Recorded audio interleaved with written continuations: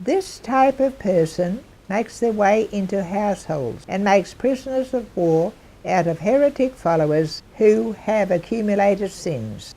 Now we look at the genealogy. What kind of people was he speaking to in relation to genealogy? After the return from exile, which of course this is well after the return from exile when Paul wrote this book of Timothy, after that return there was a need for the family trees to be established because they'd lost them, or lost most of them. You see, when you go into captivity, you can't take much with you, can you? All those people who've been taken captive by ISIS would have not been able to take much with them, would they? And so, when they went into captivity in Judah, they were not allowed to take much, and they didn't take their genealogies. Or if they took them, they took some. But then when they returned, they didn't have them. So they did much speculation. And this is what the Apostle Paul says. Don't take any notice of these fables and endless genealogies, because they just provoke questionings. And he says you should enter a dispensation of God which is in faith, because the genealogies existed under the law until the time of Christ. After the time of Christ, there is no existence of genealogies being in any scriptural writing. They finished with Matthew 1 and Luke chapter 3. No more genealogies after that. They ceased. Why did they cease? Because when Jesus came, he came to put an end to the law. That's going to shock everybody, isn't it? He came to put an end to the law. He took it upon himself on the cross. It was nailed to the cross because law was taken away and grace was introduced. Now, it was not nailed to the cross because law was evil. The law was good. What was nailed to the cross was the effect the law had in showing up the sins, in particular of the Israelites, because Jesus came, first of all, to the Hebrews, and then to the rest of the world. That's what it said. And in John 1, he came unto his own, and his own received him not. They crucified him. And that sin had to be accountable before God, and it was. Now in 1 Timothy chapter 4, verse 7, old wives' tales, we see this happened through the witchcraft of Judaism. I mean, these people, these old wives, in verse 7 of chapter 4, who were the old wives? People in the church. Women in the church. Men in the church. Receiving the old wives' tales.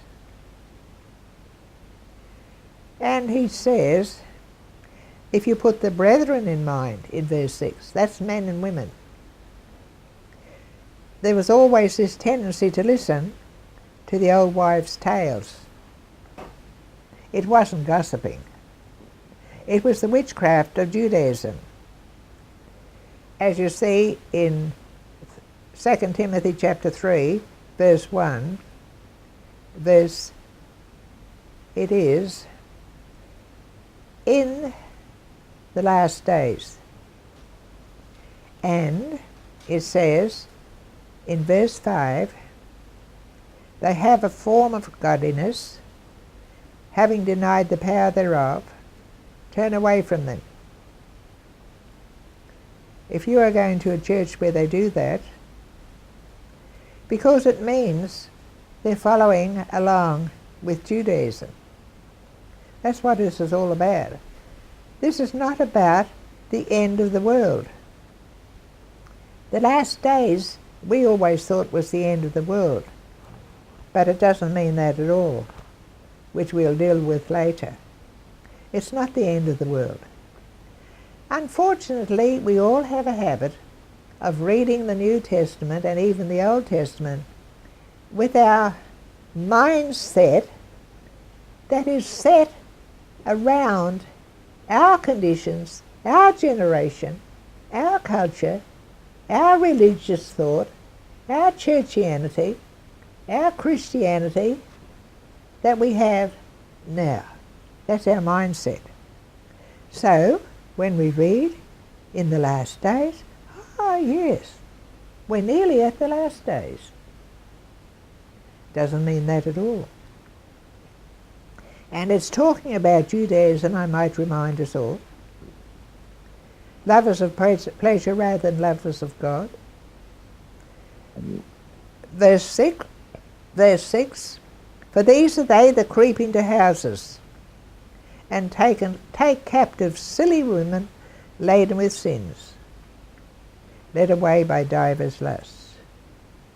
So you see these people who went from house to house, who taught, who preached, not the whole church, but those who did it. This is what they were like in chapter 3. And they crept into houses and took captive silly women, it says, laden with sins. This is the most correct translation of 2 Timothy 3, verse 6, that you can find in any Bible. And this is what it says, somewhat differently. This type of person makes their way into households and makes prisoners of war out of heretic followers who have accumulated sins.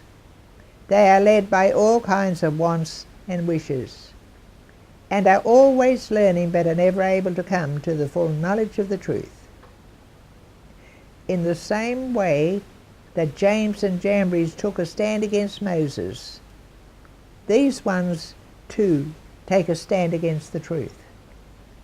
Do you know, that describes almost the whole church of Jesus Christ in USA, English-speaking countries, in South America, particularly Brazil, amongst the nearly 50 million Assemblies of God people, and South Africa, and India, and China,